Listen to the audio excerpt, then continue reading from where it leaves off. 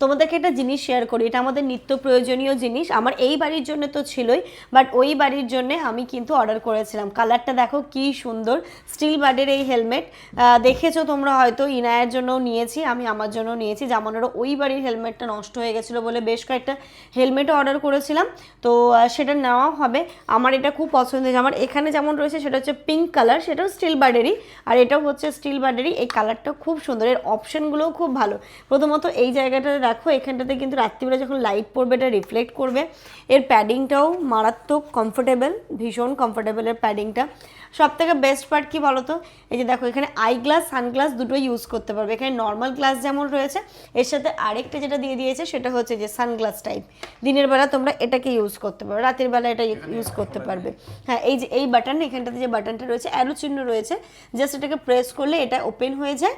দেন তখন তুমি, হ্যাঁ এই দিকেও একটা রয়েছে, তো এই দুটোকে প্রেস করলে ওপেন হয়ে যাবে এটাকে, তখন তুমি ওই যেটা রয়েছে সেটাকে তুমি এখানটাতে কিন্তু সেট করে দিতে পারবে।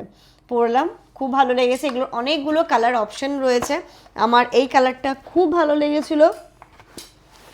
দেখো পরেও কেমন লাগছে, ভালো লাগছে গো, সুন্দর লাগছে, খুব স্টাইলিশ।